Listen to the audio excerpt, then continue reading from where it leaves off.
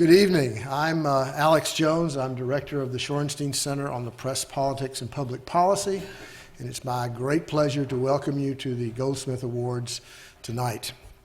This is always a very happy night for the Shorenstein Center. This year marks the 21st anniversary of the Goldsmith Awards, and each year we look forward to this night as a kind of high point for the Shorenstein Center, but also and I say this in all modesty, we believe a high point for American journalism. There's a story, of course. Bob Greenfield, then a Philadelphia lawyer, now retired, had a client named Berta Marks Goldsmith who told him of her intent to leave him her entire estate.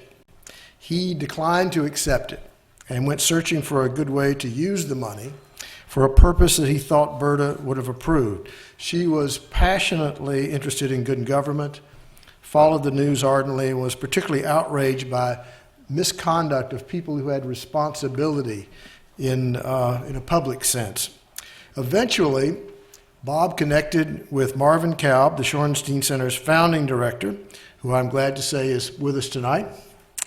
And the result was the Goldsmith Awards in Political Journalism, which include the Investigative Reporting Prize, book prizes, fellowships, and the Career Award. Thank you to the Greenfield Foundation, of which Bob is chairman, and to the board members and to the family. The Greenfield family is most remarkable, and I'm very glad that many of them are here tonight. Mike Greenfield, who serves as a Goldsmith Prize judge, his wife Elaine, and their new daughter, Corinna, who at 5 months is probably the youngest person ever to attend the Goldsmith Awards.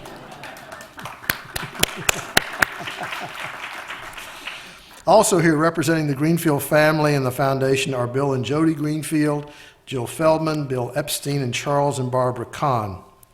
Without the Greenfield families and the foundation's continued support and good faith, this night would not be possible. Could I ask all the members of the Greenfield family and those associated with the Greenfield Foundation to stand so that we can express our thanks.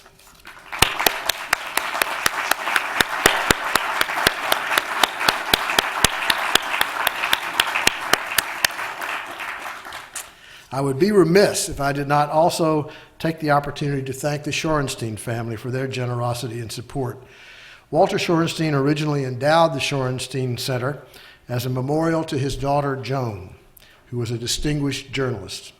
Walter died in 2010 at the age of 95, and the family continues its support of the Shorenstein Center and its engagement with all aspects of the media, and we are very grateful.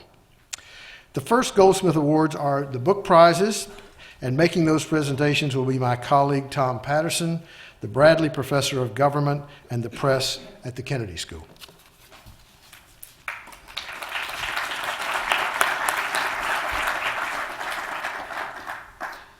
Thank you, Alex.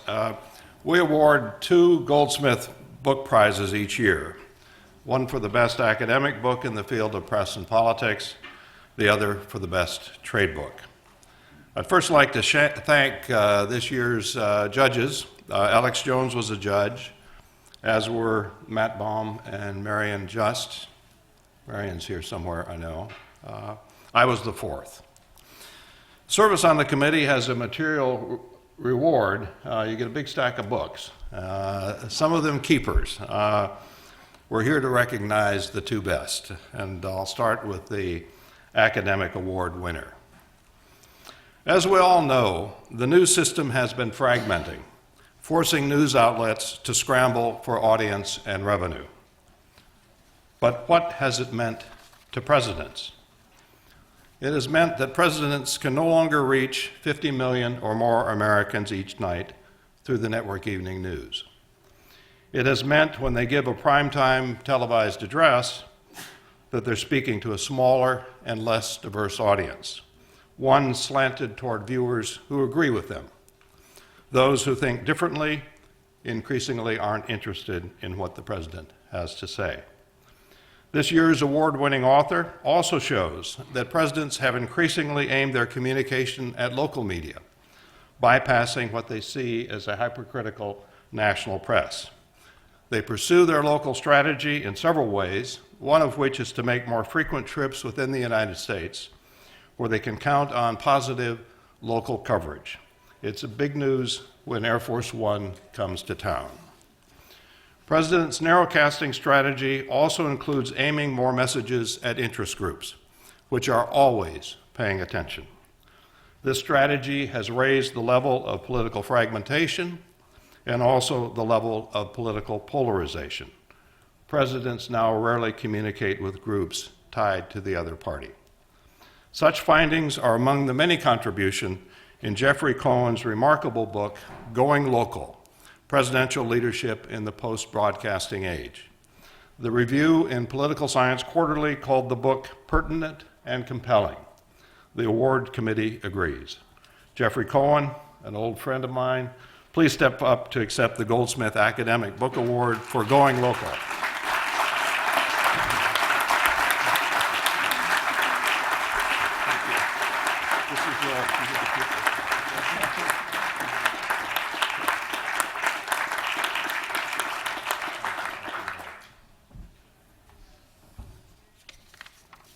It's always dangerous when you have an old friend who gets an award and you pass it along and are on the committee. As I mentioned, the Goldsmith Awards also include a book prize in the trade category. This year's winner is The Net Delusion by Evgeny Morozov. Read it. It will change how you think about the internet and the social media. We've heard countless claims in recent years about what Evgeny calls cybertopia, the idea that the internet is transformative, nearly always in beneficial ways. We heard about the Twitter revolution in Iran, followed by those in Tunisia, Egypt, Libya. It's almost as if citizen revolution somehow didn't happen or couldn't happen before the internet came along. In fact, however, the 2009 Iranian demonstration was not Twitter-driven. Smartphones were few and far between in Iran. Word of mouth and outside broadcasts, such as those of the BBC and VOA, brought people into the streets, as did courage and conviction, the age-old staples of popular revolutions. But the real contribution of the Net Delusion is to show that the internet is a two-way street. Although it empowers citizens, it also empowers governments, often in frightening ways. In Iran, the government used the web to identify photographs of protesters, to track them down to their homes, to whip the bystanders into a counter-revolutionary fervor. China and Venezuela are among the other places where cyber utopia is being turned on its head, something closer to George Orwell than to Thomas More. Repressive regimes' private sector twin, crime syndicates, also use the internet to prey on the innocent. Let me read my favorite line in the book. Technology changes all the time. Human nature, hardly ever. The New York Times book review called The Net Delusion brilliant and courageous, a judgment shared by the Goldsmith Book Awards Committee. Evgeny Morozov, please step forward to receive the Goldsmith Award for your remarkable trade book, The Net Delusion.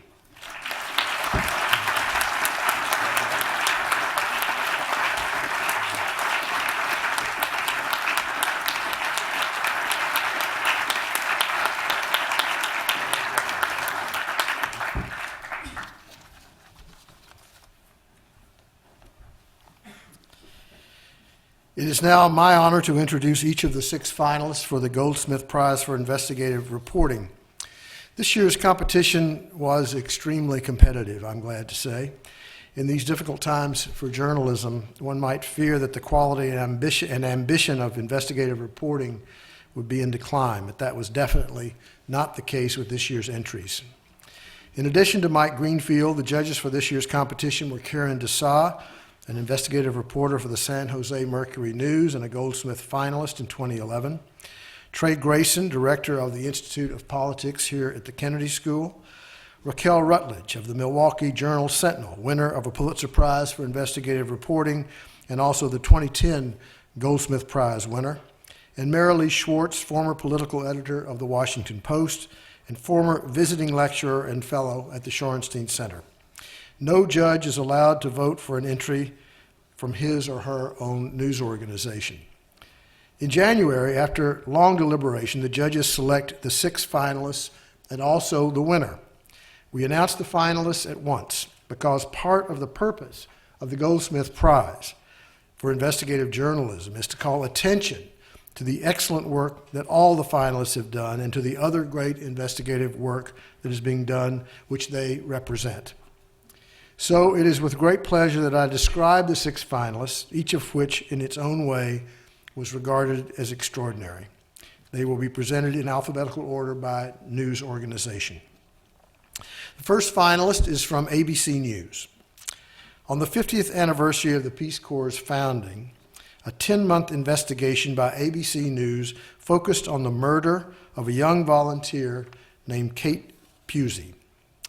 What ABC uncovered was a shocking, systematic failure to protect Peace Corps volunteers who were victims of sexual assault or whistleblowers who tried to report such assaults.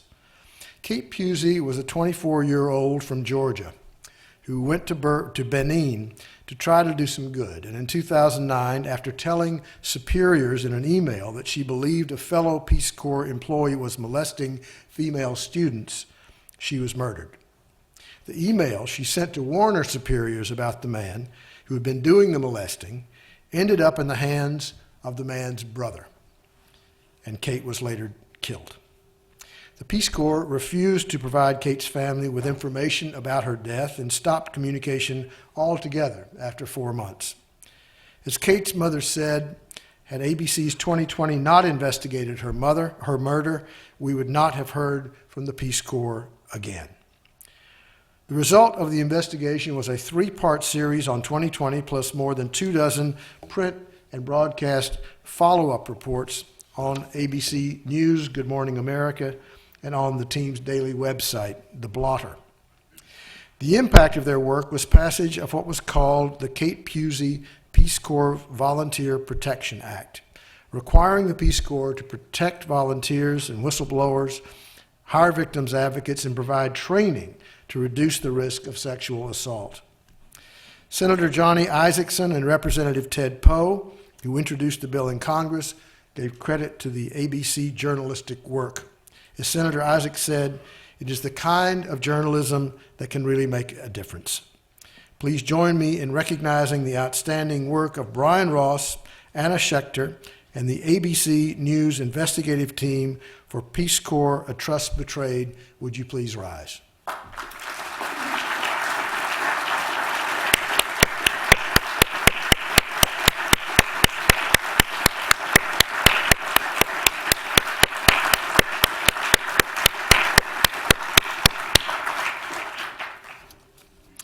In the decade since the terrorist attacks of 9/11, the New York Police Department, in a unique partnership with the CIA, spent hundreds of millions of dollars to build one of the most aggressive intelligence units in the United States.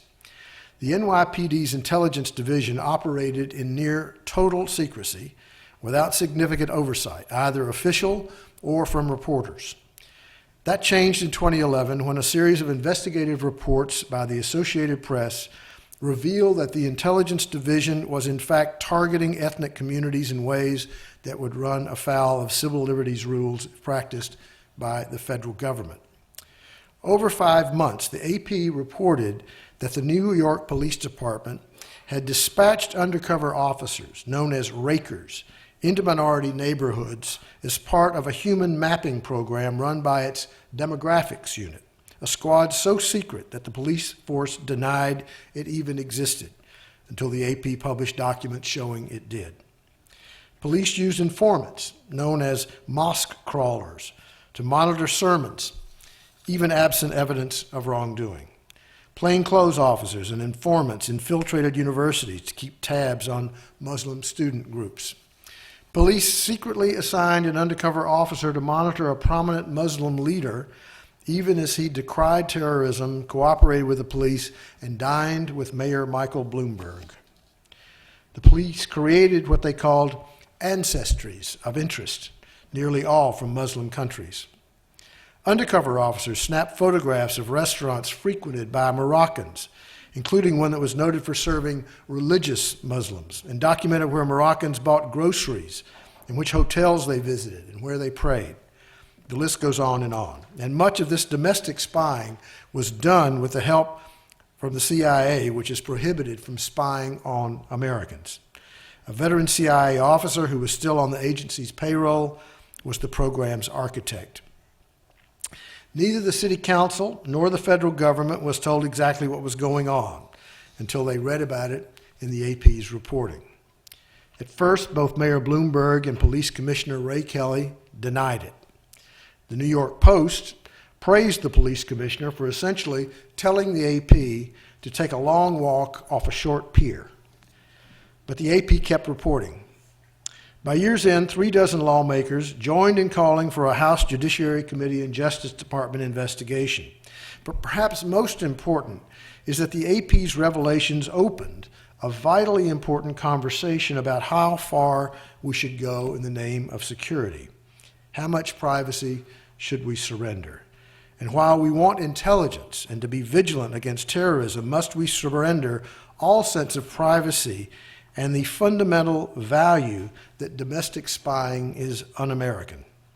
These questions don't have easy answers, but they are being asked with a new passion and much greater knowledge of what is at stake because of the work of Matt Apuzzo, Adam Goldman, Eileen Sullivan, and Chris Hawley of the Associated Press.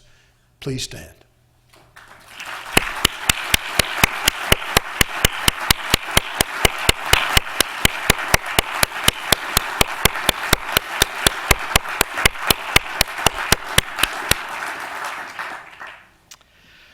In Ponca City, Oklahoma, black mist from a carbon plant rained on people, pets, and lawns for so long that residents filled 20 binders of complaints with regulators.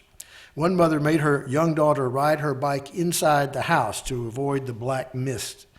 Prized possessions had to be wrapped in plastic to avoid the sooty residue.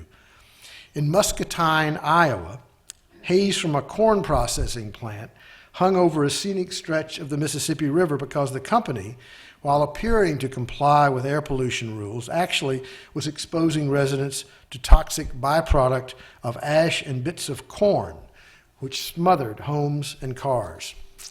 In Hayden, Arizona, federal regulators forced a century-old copper smelter to excavate the yards of nearly 300 residents because the soil was tainted with arsenic and lead. Across America, toxic air pollution is not a thing of the past. It continues to punish communities 21 years after the passage of the Clean Air Act. Yet, until the Center for Public Integrity's investigation, the full extent of that harm was a closely guarded secret within the Environmental Protection Agency. The center's report, given the title Poisoned Places, is probably the most in-depth report to be published ever on the Clean Air Act, and it exposed regulatory failures and political forces that conspired to cause millions of Americans to continue breathing unsafe air. Poisoned Places publicly revealed the EPA's internal watch list of the nation's most troublesome air polluters, some 400 facilities from Texas to Iowa, New York to Arizona. These refineries, steel mills, incinerators, cement kilns, and pharmaceutical plants polluted communities with solvents that caused cancer and metals that caused brain damage. In partnership with the National Public Radio, the reports shared information only that the EPA had seen, not the communities involved, and not even the facilities themselves. The series triggered immediate enforcement action in 2 states, an avalanche of coverage across the country, and demands for more openness at the EPA. The findings included the revelation that though it had been 21 years since the Clean Air Act directed the EPA to focus its regulatory muscle on nearly 200 hazardous air pollutants liable to cause cancer and brain damage, only 5 toxic air criminal cases had led to penalties. Usually the cases were settled with the lowest levels of fines and prison time. As part of the report, the series included a link to the EPA watch list and featured an interactive map allowing concerned people to check pollution, risk levels, and enforcement histories for 17,000 facilities nationwide. As a result of this journalistic endeavor, there's been a heightened awareness about the menace of air pollution and a demonstration that exposure can create change. Only days after Poison Places was published, enforcement actions were taken in Arizona and Iowa. The EPA began posting monthly online updates of its watch list for the public to see. The team for the Center for Public Integrity that did this work, Jim Morris, Ronnie Green, Chris Hamby, and Keith Epstein, and for NPR, Elizabeth Sjogren, Howard Burkus, Sandra Bartlett, and Suzanne Reber. Would you please stand?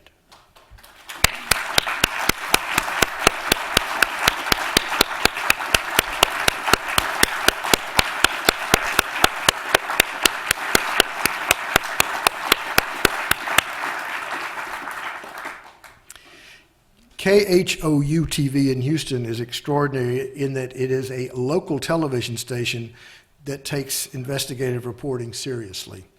There aren't many like it. The work we recognize tonight is a series of reports entitled A Matter of Risk, Radiation, Drinking Water, and Deception. It begins with ordinary tap water. You probably assume it is safe, and it probably is. But what if you found that your tap water was making the plumbing in your home so radioactive that it could set off a Geiger counter, and that every time you took a shower or turned on the dishwasher, you were releasing dangerous gas, and that merely drinking the water increased your cancer risk? And then imagine that the people who were supposed to protect you from this situation not only knew about it and failed to do much of anything about it, but instead spent decades covering it up. That's what KHOU's investigative team discovered to be the case for 500,000 or more Texans during a 12-month investigation into the quality of the state's drinking water. What they found was that a particularly risky and destructive form of naturally produced radiation was prevalent in the drinking water of many Texas communities, often in amounts far more than allowed by U.S. water standards, and was in some cases deemed a serious health threat when tested by the state's own scientists. They also found that the state's environmental agency had not only minimized the risk of this sort of naturally occurring radiation, but for years had falsified the results of its water radiation tests. The prevailing view seemed to be that because it was natural, it was simply okay. And then there was the financial problem of dealing with water that people shouldn't be drinking, regardless of whether it was nature or man behind it. The amounts of radiation were found were always, and that's 100% of the time, wrongfully reduced, sometimes as much as cut in half, despite being ordered by the federal government to stop the practice. Instead, with the consent of Governor Rick Perry, state officials simply continued to change the results. The story wasn't an easy one to get. The investigative team analyzed millions of state water quality tests.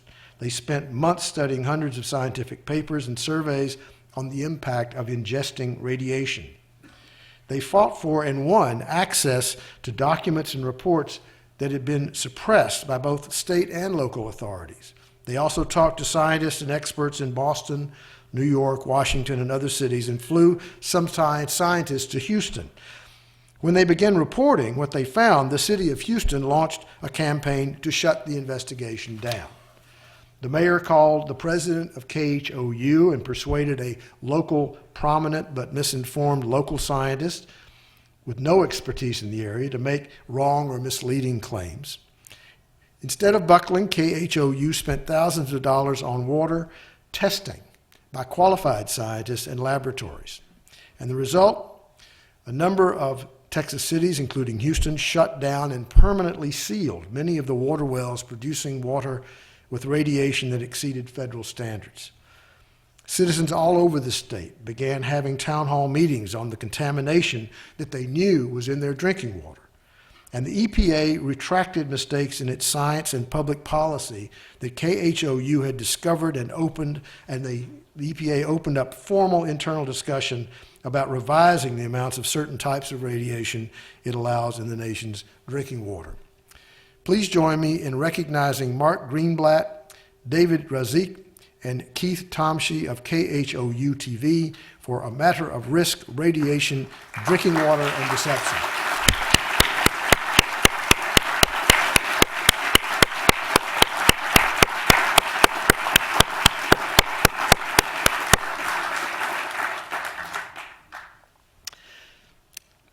Some drowned in bathtubs, others tumbled downstairs to their deaths, and still others were crushed to death while being restrained.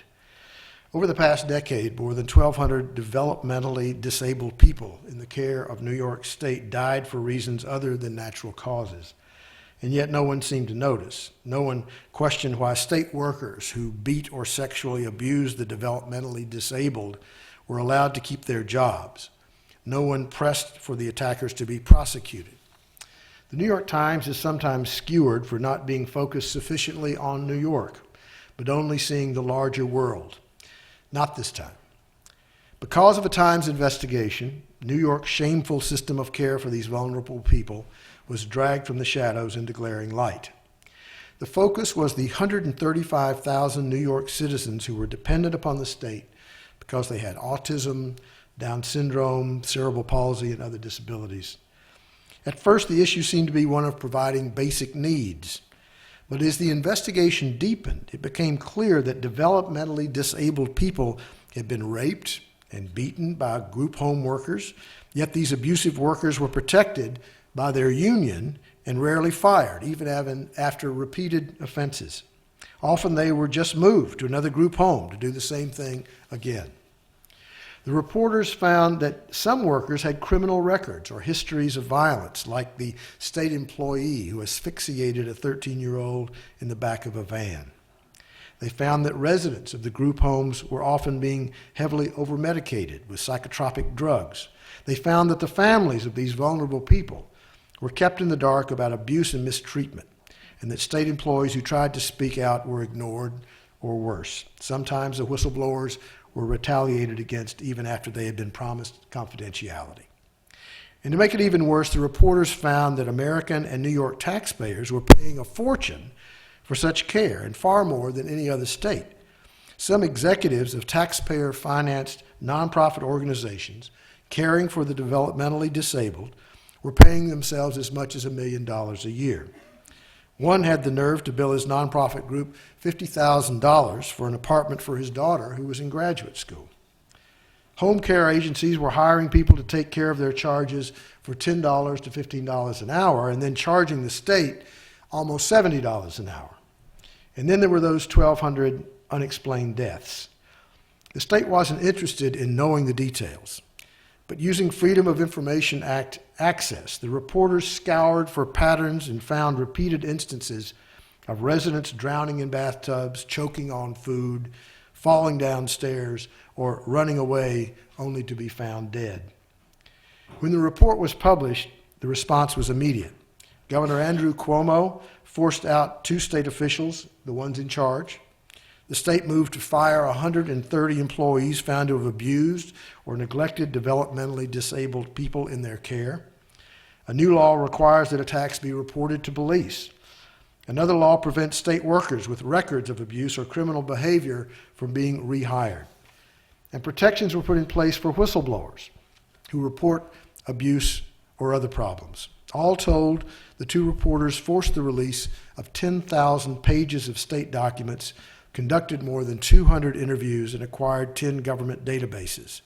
What their work revealed was what a columnist for a rival newspaper called an Albany disgrace for the ages. He wrote, "As breaches of the public trust go, this makes philandering governors and bribe-taking legislators look minor league."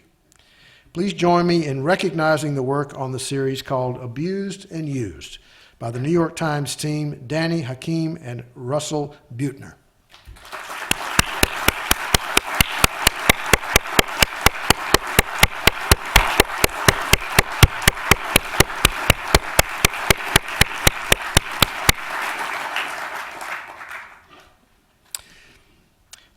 The power to pardon, as old as the Constitution, is the president's alone. Former Chief Justice William Rehnquist called pardons the fail-safe of our criminal justice system, intended solely to fix mistakes and grant forgiveness. A ProPublica investigation, co-published in the Washington Post, found something entirely different. Inside the Justice Department's Office of the Pardon Attorney, a small group of career prosecutors choose whom the president will consider for pardon. Their work has been conducted out of sight of the public and even of the presidents they seek to serve, until now. Shades of Mercy, the title of the series, laid bare a system in which race, privilege, and bureaucracy combined to frustrate justice. Opaque, indirect, probably unintended, the results of the pardon process produced a kind of polite form of institutionalized racism.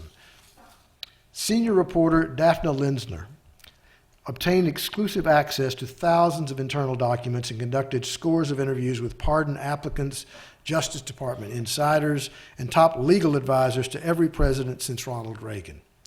What Lindsner found were repeated instances in which white applicants with serious criminal records received pardons, while minority applicants who committed lesser crimes were rejected.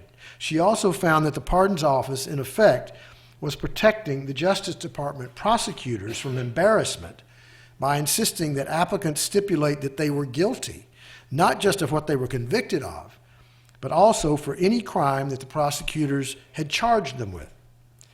Jennifer LaFleur, ProPublica's Director of Computer-Assisted Reporting, built a statistically valid model capturing 8 years of pardons data and quantifying something never measured before, the relative weight of the factors underlying pardon decisions.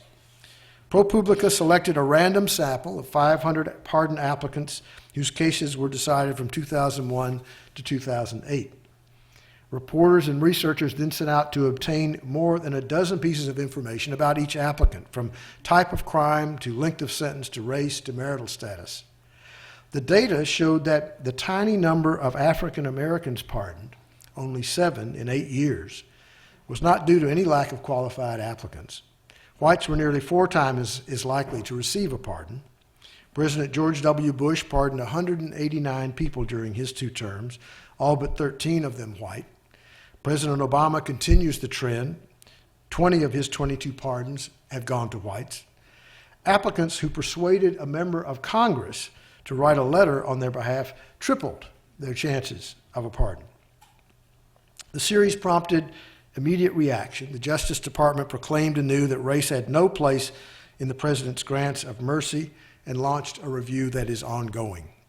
Please join me in recognizing Daphne Lindsner, and Jennifer LaFleur of ProPublica for their excellent work.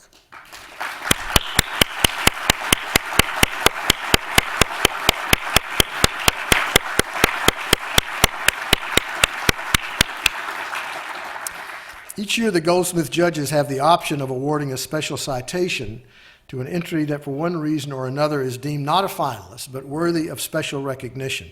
This sometimes happens, but not always, and it is only at the initiative of the judges.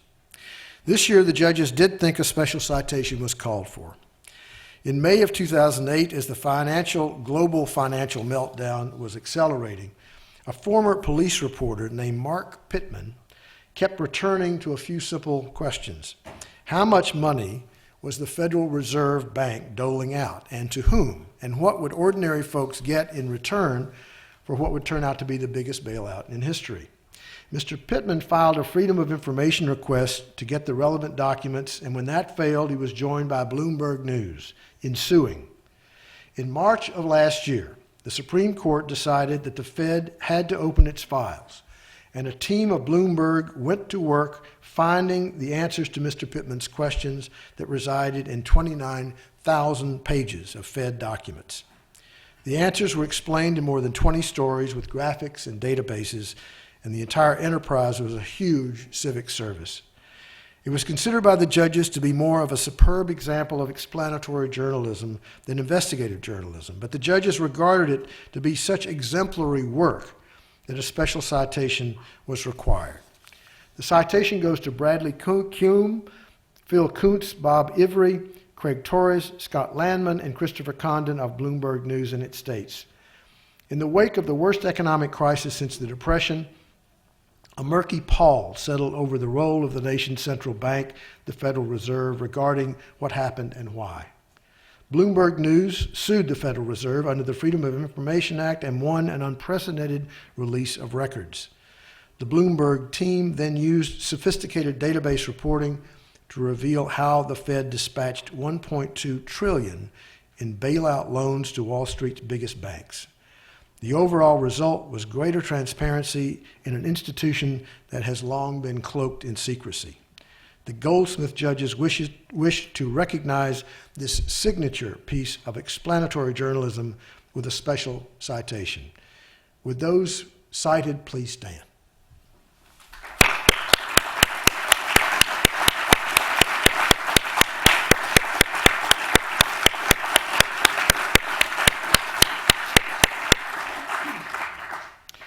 Before I announce the winner of the 2012 Goldsmith Prize for Investigative Reporting, I would like to ask all the finalists to rise one more time to be recognized for their very important work. Please.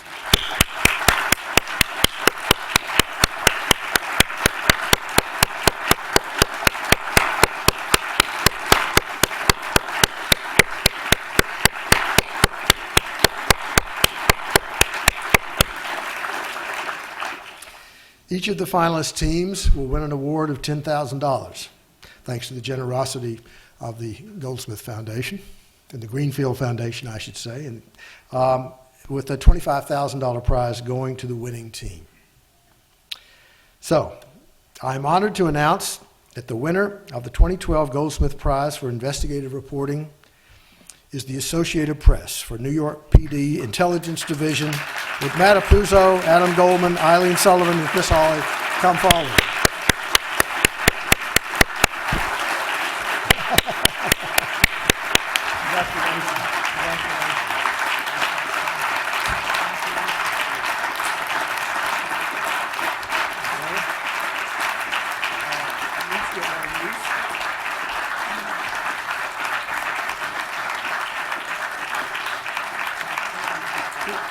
Two more coming.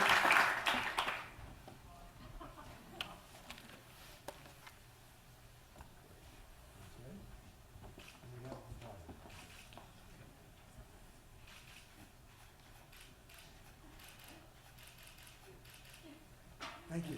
Yeah.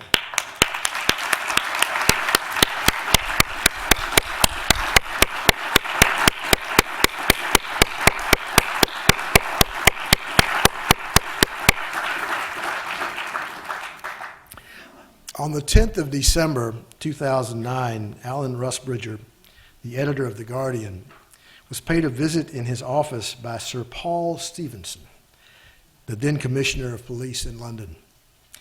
The Guardian, under Rusbridger's leadership, had been in hot pursuit of a story about phone hacking by the Rupert Murdoch-owned News of the World. The Guardian stories were raising dust. The phone hacking scandal had been sparked in 2005 when the News of the World had published a story about the medical treatment Prince William had received after an injury. The curious thing was that only a tiny handful of people had that information. In 2006, the News of the World had been exposed for phone hacking, but the investigation by Scotland Yard, which is shorthand for the Metropolitan Police, was contained, and it looked as though the story would gradually fade. But then in July of 2009, The Guardian reopened the story with news that News Corp, owner of News of the World, had paid £1 million to settle and silence cases. And The Guardian had been on the story ever since, which eventually prompted the visit from Sir Paul to Alan Rusbridger. Sir Paul's message was that the hacking investigation was over-egged and incorrect. Even though over-egged is a British expression that is new to me, I get the idea, and I'm sure you do, and as no doubt Alan Rusbridger did. But Sir Paul's mission was in vain. That night, as Sir Paul had dinner with the former deputy editor of the News of the World, he had to tell him that Rusbridger had declined to cease and desist. In fact, Scotland Yard, as we later found out, was up to its eyeballs in this whole affair. Over-egged or not, The Guardian was going to continue its investigation, and there turned out to be plenty of egg. It's a continuing scandal and has shaken the Murdoch empire to its shoes. But its importance journalistically is that it demonstrated that one news organization had the courage to report on another about journalism and a journalistic enterprise breaking the law. That, in my experience, is very rare. But Alan Rusbridger's tenure at the helm of The Guardian has been filled with surprising turns and stunning innovations. His most recent is something he calls open journalism, and it involves inviting the audience, the world in fact, to participate in the journalistic process. But instead of just writing about open journalism, which he has done, Rusbridger just put online a video that, well, I want to show it to you. Before I do, I want to remind any of you who weren't versed in children's stories that The Three Little Pigs is the account of how three pigs take refuge in their houses from a big bad wolf who declares he is going to huff and puff and blow the house down. You'll understand why this is germane in just a few moments. The wolf does blow down the houses of straw and sticks, but then he comes to a third house, which is good, solid English brick. Huffing and puffing doesn't work, so he climbs on the roof, comes down the chimney, and lands in a pot of boiling water, which is the end of the wolf. The video is about how The Guardian would report that story of death and destruction today.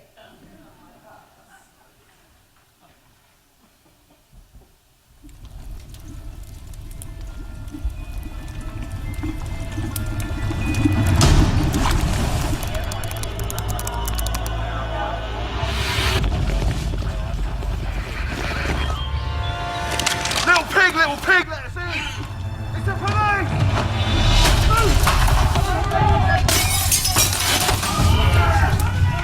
The third little pig is now being taken into custody, so the spotlight is once again shone on the grey area of homeowners' rights to protect their properties. This isn't right. The three little pigs are the victims. Wolf blew down 2 houses. We got what he deserved. But the pigs went too far. You have every right to defend your property. Kick the chinny chin chins up, fellas. Boiling someone alive hardly constitutes reasonable Somebody is force. going to break the law and intrude on You can't protect yourself in your own home. A man's home is his castle. If someone tried to blow my house down, I'd do the same. I knew the wolf. There's no way he could have blown down those houses. He had asthma. The wolf had asthma. So what's the truth about the pigs' houses being blown down? Inside job. There's no reason why those 2 houses, one made from straw, the other from wood, should have collapsed. Not even a healthy wolf's huff and puff could bring them down.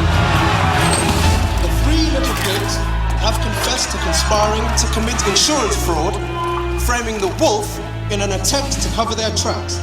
Their motive was financial, as they struggled to keep up with their mortgage repayments. Guilty. I can empathise with the I'm behind on my payments too. How could this have happened? I've lost everything.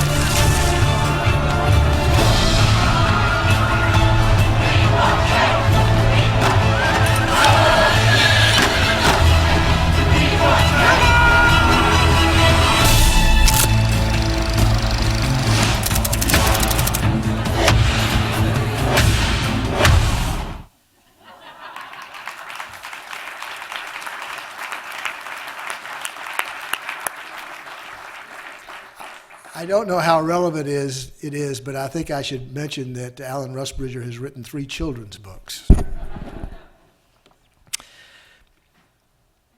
The point of open journalism, as I understand it, is that news organizations have limited resources and also limited expertise.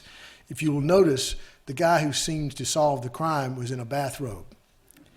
And that in a digital world, you can ask for help and, most important, get it. The concept is not a brand new one. What is new is the way The Guardian, under Alan Rusbridger, is applying it, embracing it as a new way to do high-quality journalism. He was born in what is now Zambia and was then the British colony of Northern Rhodesia, where his father was director of education. He read English at Magdalen College at Cambridge University and then went to work for the Cambridge Evening News. At 26, he went to The Guardian as a reporter. Left to be the Observer's TV critic, moved to Washington to be Washington editor of the London Daily News, and then in 1987 returned to The Guardian for good. 8 years later, he was made editor, a position he has held ever since. His triumphs in his tenure as editor include creation of the Guardian United website and defending the paper from a series of high-profile defamation suits, including one brought by the Police Federation. And of course, The Guardian was one of the papers that dealt with the WikiLeaks materials not too long ago. The Guardian is owned by a trust, and he is on the trust board. Despite The Guardian's journalistic triumphs, it has faced serious money problems, and he has made headlines recently by announcing that he had voluntarily taken a 10% cut from his base salary for this year and also asked the company's contribution to his pension to be cut in half. I think one of his most fascinating innovations has been to conduct a yearly review of how The Guardian lives up to its own values. He seems to believe in walking the walk. Not surprisingly, The Guardian has grown in influence and prestige during his tenure and now has a huge following in the United States. And also not surprisingly, the paper has gathered a host of awards, including the 2011 Newspaper of the Year award. That was for The Guardian. Tonight, it is my pleasure and my honor to present him with an award that is personal. The winner of the 2012 Goldsmith Career Award for Excellence in Journalism, Alan Rusbridger.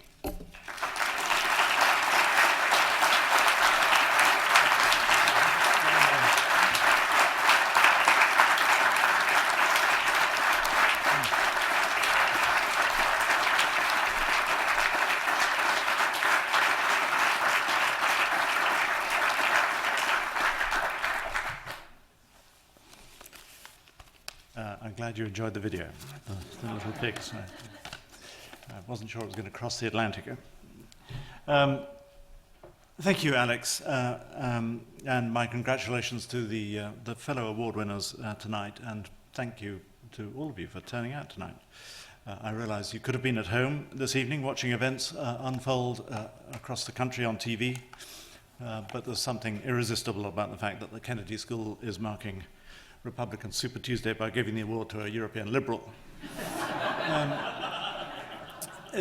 It's rather humbling to be bracketed when I was told that I'd won this award, and I looked at the roll call of amazingly distinguished American journalists to realize I was going to be bracketed with the same winners, because several of them were my own personal heroes.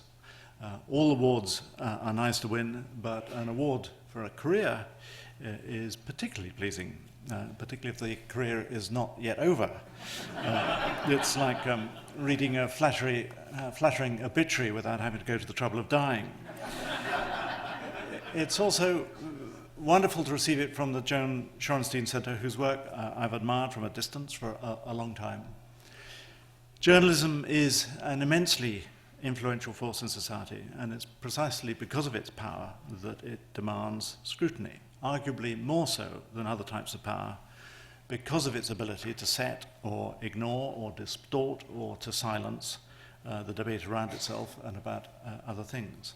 And the Shorenstein Center does very well at that. And I should add my own thanks to the Greenfield family for sponsoring these awards and for continuing them. All careers need a slice or two of luck, and I've had many such breaks since my first day as a trainee reporter on a local paper 35 years ago, and I want to single out two.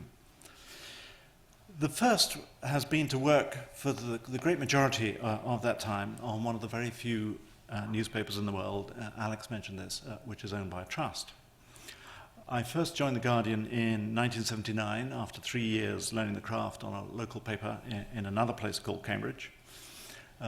The Guardian was founded in 1821 after the Peterloo Massacre in response to it, which was, as you know, an unprovoked response on civil protest. And when I arrived at the paper, it was only 20 years since it had dropped the word Manchester from its title. So the paper, with its nonconformist and northern roots, has always been something of an outsider.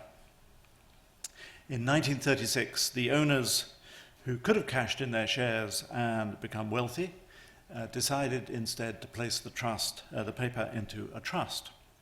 And in a trust, it's remained to this day. Along the way, it's invested wisely with the results that it has sufficient resources to tend the Guardian through the maelstrom of change, which is not unlike the Industrial Revolution of the 1820s, which saw its birth, which is now gripping the whole of the newspaper business itself. But the Guardian isn't a charity. We do operate in a peculiar sector of the British newspaper market in which all of our rivals are owned by billionaires, be they oligarchs, global corporations, or just plain billionaires. And the trust ensures that the Guardian gets onto the playing field and also that it can take a long view of how to best to protect and nurture serious journalism while remaining fiercely independent. Our only relationship is with our readers. So all in all, and to paraphrase Cecil Rhodes, if you're still allowed to quote the man, to work for the Scott Trust is like winning the first prize in the lottery of journalism.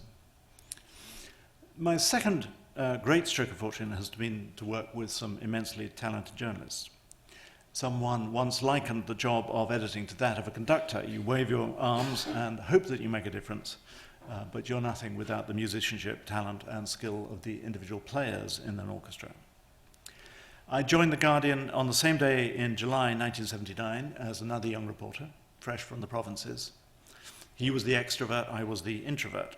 He loved standing on doorsteps. I loved polishing sentences.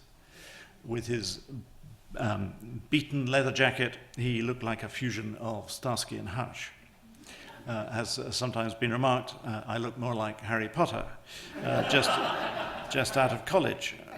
Though one American magazine recently updated this to Harry Potter's lonely uncle. His name was Nick Davis, and our careers went separate ways in time, but I brought him back to The Guardian when I became editor, and I gave him the time and freedom to dig around. And over the years, he's been responsible for some extraordinary journalism, culminating in the last 3 years in 2 stories that broke through to global attention, the story of WikiLeaks and the release of their cables and phone hacking. And I'm kind of glad they came in that order, because taking on the combined might of the Pentagon, the CIA, and the State Department was a useful warm-up act for Rupert Murdoch. It was in early 2009 that Nick told me over lunch how he thought that he could demonstrate that the so-called rogue reporter, the rotten apple theory of what had gone on at the News of the World was wrong, that there had been many reporters and editors involved and thousands of potential victims, that the police had behaved in a deeply troubling way, and that News International were engaging in a cover-up that included the payment of enormous sums to make the legal cases go away. So we both knew that this was a story that would cause a lot of trouble, but we had no idea quite how much. The extent of the hacking, certainly of phone messages, probably of computers, and it's been claimed the ability to track phones as well as hack them was far greater than we thought, and so it would transpire was the cover-up. For the purposes of assessing damages, the news group has now accepted that its senior executives and directors misled the public, lied to the police, and destroyed evidence. We could never have imagined that Nick's reporting would lead to the closure of the News of the World, to the resignation of police officers at the most senior level, including Sir Paul Stephenson, who came to see me that day, to the resignation of the Prime Minister's closest aide, to full-blown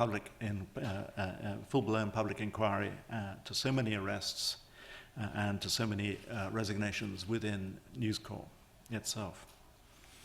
People sometimes ask, what was it like during that long investigation before and after Nick's first story in July 2009? And the answer is pretty lonely. For a long time, for about 18 months, very few people wanted to know.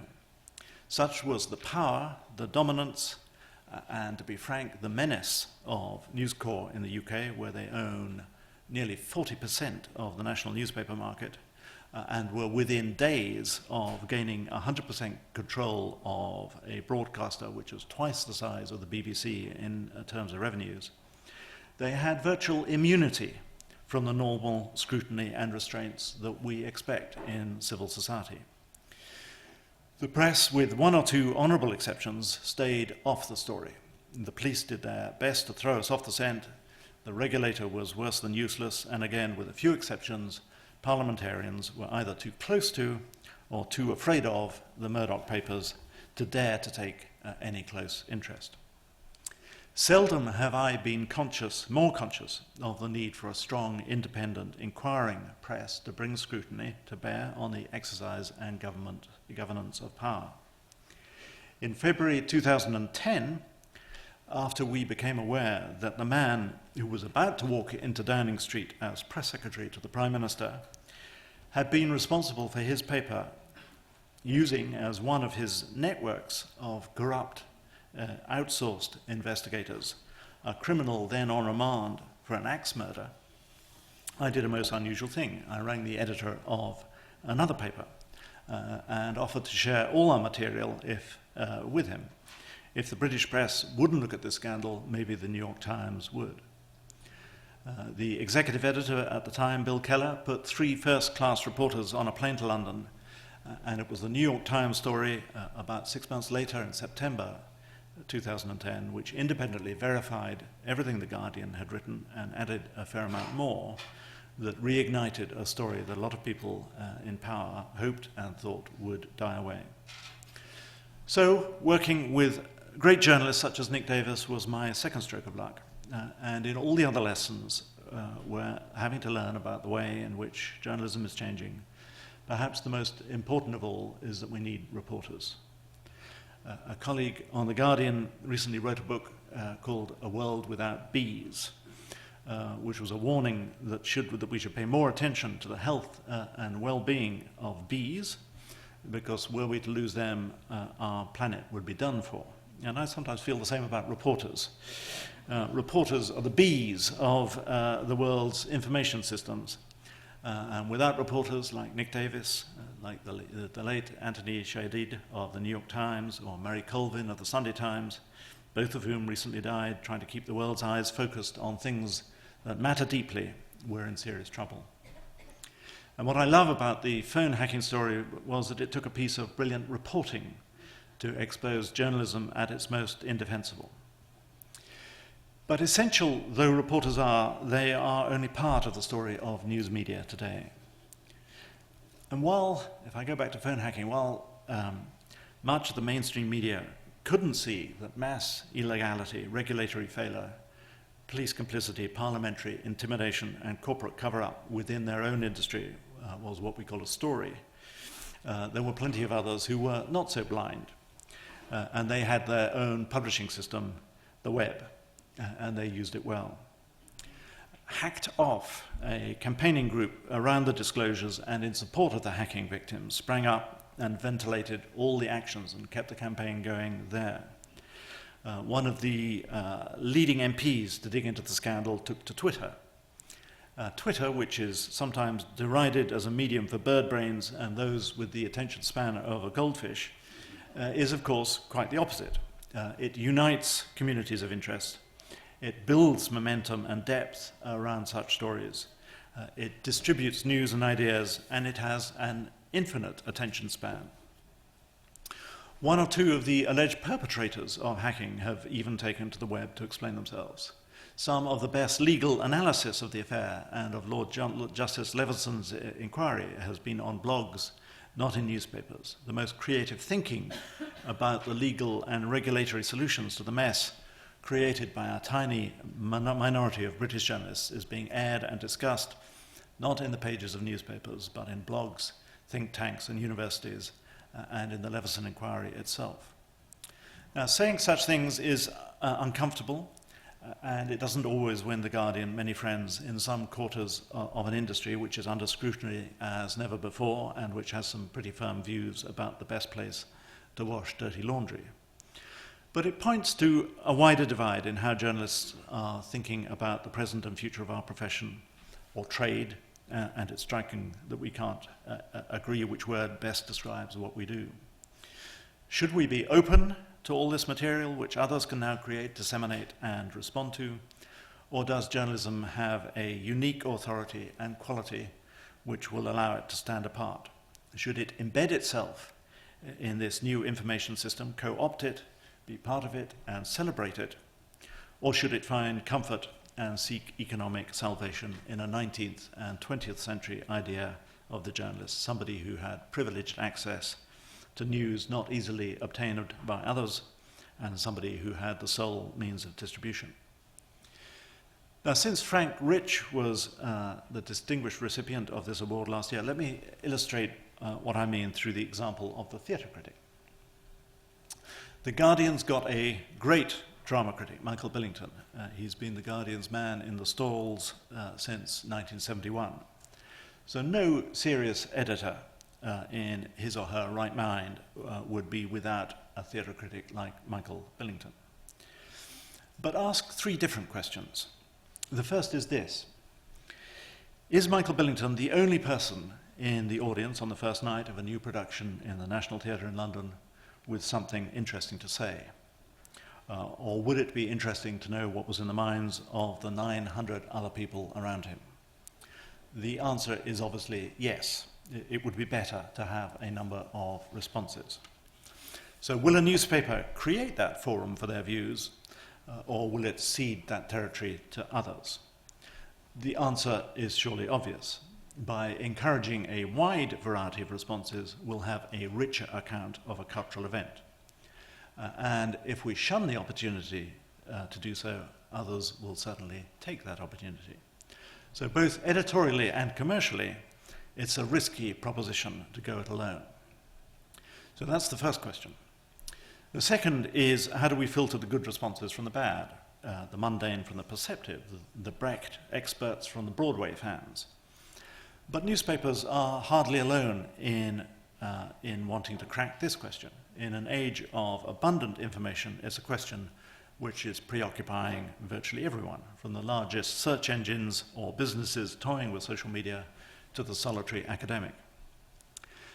And so the third question is, does this open principle apply to other areas of newspaper life? Can it work for investigative reporting, for sports, for smuggling the truth out of repressive regimes, for better environmental understanding, for a more complete scientific awareness, for travel coverage, or for fashion?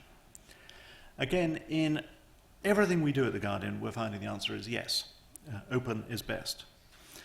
It worked in finding out who killed a news seller in the middle of a protest, in enlisting 23,000 readers to sort through 400,000 documents about MPs' expenses, in building the most comprehensive news site for environmental news in the world, I would say, in covering the Arab Spring, in finding a network of fans who knew more than we ever could about the 32 national football teams in the World Cup.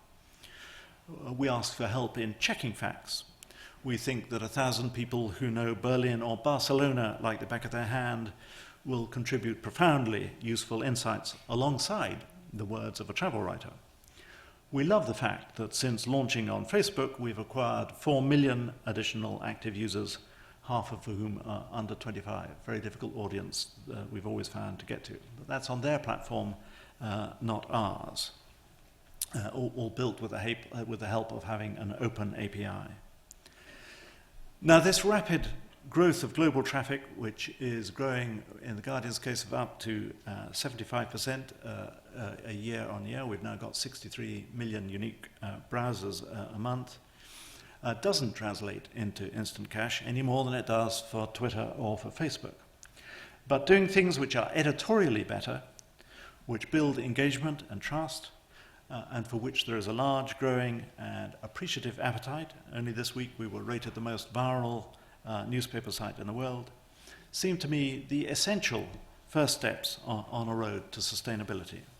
And the news organizations which understand this new context of information and journalism can increase their reach and influence and viability beyond imagining. So this debate between open and closed is not just a debate about newspapers. It's a fundamental choice in every corner of public and business world. You see it in academic study, in pharmaceuticals, in research, in how all governments are facing up to handling data and information. In journalism, it's not about displanting or replacing the skills of a reporter or an editor. It is about understanding how life has changed and how we can harness this revolution that we're living through to produce a better account of the world around us. In some ways, the job of a journalist and the skills required has changed a great deal, and in some ways, Nick Davis and his resolute pursuit of the truth, and in some of the other award winners tonight, it looks much the same as it always did. Like the phone hacking saga, the bigger story of open versus closed is still unrolling. So it feels a bit odd to be standing in front of you tonight to be getting an award at the half-time break. But I'm immensely honored to be recognized tonight. I shall take the award back with me to home, to London, to share with the staff and with the hundreds of thousands of others who are taking The Guardian on this exciting journey beyond a newspaper. And to borrow from a very famous Murdoch headline, it was them that won it.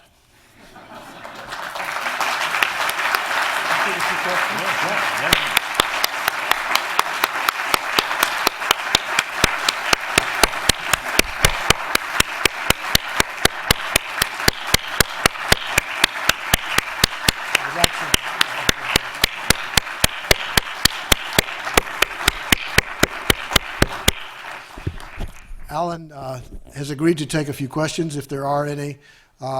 If you are interested in asking a question, there are mics here, up there, here, and here. And we ask that if you go to the mic to ask a question, you identify yourself and that you speak briefly and end your comment with a question mark. I'd like to ask a question to Alan, if I may, under these circumstances. Getting a chance to talk with someone who was there at the beginning of the WikiLeaks moment, I wondered if you would describe your experience at that very, very formative stage in the WikiLeaks process. At the beginning? Yeah, at the very beginning. Oh, at the very beginning. Well, it began the same. It began with the same thing of Nick Davis coming to my office. And saying he couldn't understand. Nick always believes that the most significant stories in any newspaper are buried in a news in brief on page 7. He believes that idiots run newspapers, and we always miss the most significant story. And it was perfectly true. Buried somewhere in The Guardian, there was a story about this man on the run called Julian Assange. And he said, can't you see that if this man has truly got this enormous, three millions and millions of State Department and Department of Defense cables, that's an amazing story. And I'm going to find this man and I'm going to persuade him to give me all the cables. And you always have this feeling of the sort of air being sucked out of your body when Nick Davis tells you this, because you realize it's just going to be, an amazing story, but it's going to be extremely scary along the way, whether it's Rupert Murdoch or the Defense Department.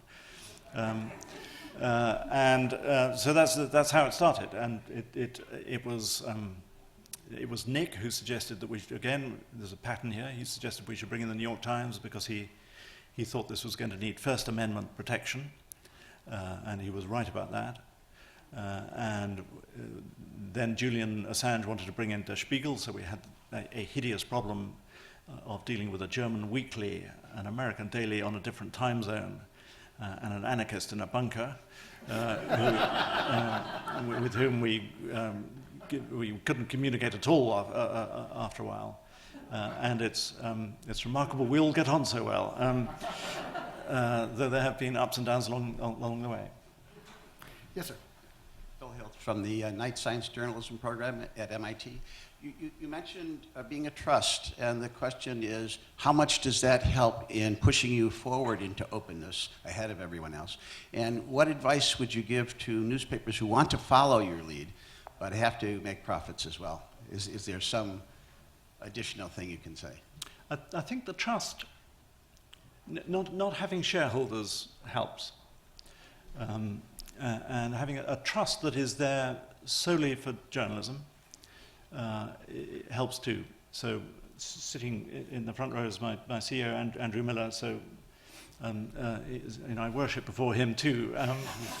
But having a trust that says, think this through from journalistic principles. So that's how I've thought about it. I think what I said about tonight about the editorial value of what we're doing is a better starting place than thinking, oh my God, this is a terrifying world, let's build a gigantic wall between ourselves and the readers. I think that's a better starting point because it will create something that is journalistically more valuable. So that's what the trust does, and they give us the backing to do so, but they wouldn't dream of doing that if Andrew didn't believe it as well. So it's extremely important. As I said, the trust is not a charity, and it realizes the Guardian has to be there forever. So if Andrew went to them and said, the editor's a lovely chap, but he's deluded, and this is never going to make money, they would take me aside and either sack me or gently. So it's important. C.P. Scott, in his famous essay in 1921, which coined the term "comment is free, facts are sacred," also said that a newspaper consists of the editor and the business manager walking hand in hand. But the important thing is the trust enables you to start from a journalistic point rather than from what seems like the obvious commercial starting point. Does that answer your question? Yes, thank you. Yes, sir. Thank you very much for your speech. My name's Joel. I'm a grad student here, and I'm a contributor to Comment is Free. In open journalism, as you see it, do you think that we need to relook at what tools reporters are actually trained in for source verification in a digital age? It's one thing to do a face-to-face interview and try and work out if someone is lying. It's another thing to try and check an IP address. And do you think we need to actually transform how we're training reporters in this new age to be aware of this new open journalism if they're going to use it successfully? It's a terribly important question, and the answer is yes. It's really vital. I mean, some of this stuff is not. I can never tell if this stuff sounds revolutionary new or whether people are stifling their yawns because it seems old, so old. I mean, some of the skills that you need to bring to bear are the same whether you're dealing with this world of new information or whether you're standing on a doorstep and trying to get a News of the World reporter to speak to you. But there are skills and specialist skills to do with analysing information and data which an older generation of newspaper people, it's not instinctive to them. It doesn't mean that they don't pick it up. And I think a lot of training institutions and universities have been very slow to realize how necessary and marketable these skills are. Matt Storin, a retired newspaper editor. There are great similarities between American and British newspapers, but there are some significant differences. If I heard you correctly, you identified yourself as a liberal, which almost no American newspaper editor would ever do, whether the truth was there or not. Could you describe the difference you see between your system of identifying biases or allegiances and our system of pretending there are none? If I can get a postscript on there too, it also is said by some of your journalists that American journalists take themselves too seriously. And I'd be just interested in a side comment on that as well. So have I just committed commercial suicide for The Guardian in America by using the L word? Well, I mean, the context is it's a different historical context. I mean, there are papers. I am responsible for the comment and the news section of the paper, so that's an obvious difference. There have been for 200 years papers that have represented different political traditions, and which come from a journalism of much more attachment than in the States. And I wouldn't for the moment say that one is better than the other. I think there are advantages to both. I think that sometimes a truth is better ground out by having news organizations that start from a completely different ideological starting point.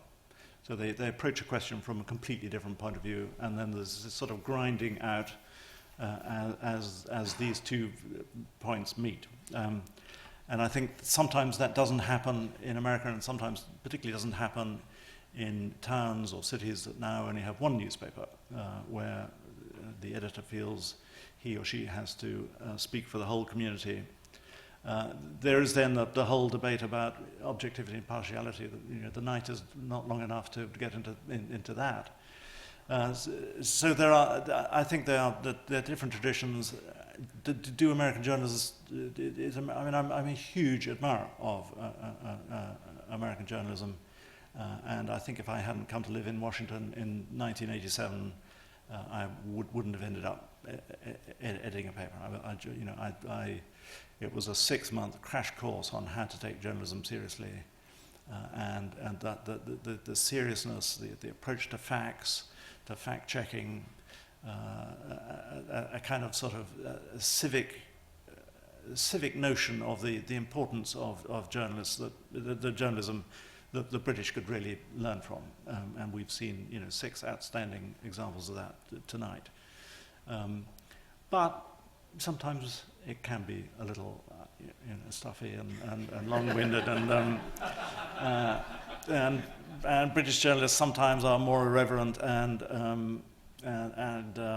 write with a different style. So that's why we're here, and there seem to be lots of Americans that like the thing that The Guardian's doing. So it'll add to the gaiety of your nation, I hope. One more question here. Hi, my name is Alex Remington. I'm a first-year Master's in Public Policy student here. Thank you so much for coming. I wanted to ask, you've mentioned how you see newspapers needing to change, the roles of journalists changing in this world that we're moving into and the ferment within the industry. Are there any stories that are harder to write? Harder to write either politically, as you mentioned, harder to muster the resources to report out thoroughly, harder to get to the bottom of?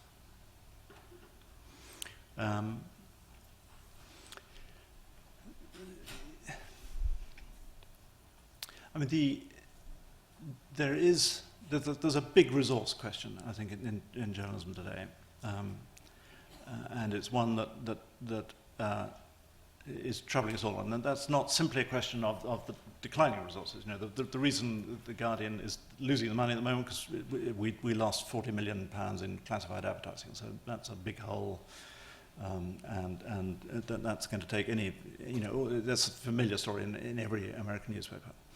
But at the same time, we're having to experiment with all these new forms of journalism and satisfy an audience that wants immediacy. So that the live blog, which I think we pioneered on the Guardian as a brilliant mechanism for telling one or two big stories in the day and drawing in multiple sources. So it's a really brilliant way of telling a story from lots of different perspectives, which sort of it sort of tugs in the opposite direction of simply giving a liberal standpoint. That's a really interesting thing to be doing. But at the same time, you have to produce the newspaper at the end of the day, and to edit Commenters Free, which again, if we hadn't started Commenters Free, which is a kind of sort of Huffington Post, and all credits to Ariana for doing that, the threat to the Guardian now would be considerable. So you have to, the sheer quantum of what you're doing is expanding. And that's a really important consideration in terms of your question. So what is imperiled by that? Is if you put specialist reporters on the treadmill of a live blog, are you taking them away from being able to report in a more considered way? And how do you find time to give your investigative teams their talent, their time and their resources? At the same time as doing everything you need to do in multimedia, because that's so popular with advertisers and with readers. So I think that the danger in what I'm describing is just simply one of resource. That in having to do, we're all balancing risks at the moment, and we may be wrong about this. And Yevgeny sitting there probably thinks I'm a terrible utopian, and that I've got at least half of this wrong, which I might have done. But it seems to me the greater risk is in not understanding this world and not experimenting, and that eats into resource. And so the danger of it is that by putting your resource here, you're neglecting the resource that should be there. Alan, thank you.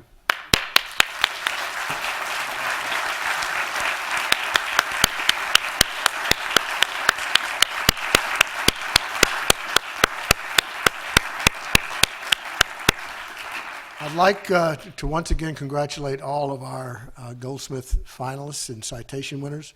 We're going to be having a panel on investigative reporting tomorrow. Breakfast at 8:30. The panel will start at 9. It will be in the top of the Taubman building. We hope many of you will come. You will be most welcome. And we will also, as I say, have breakfast. I want to thank Alan especially for a terrific talk and for coming this far. And you're right, we did not give you the career award because we thought that your career was over. We just thought that Murdoch might get you first. Thank you all very much, and good night.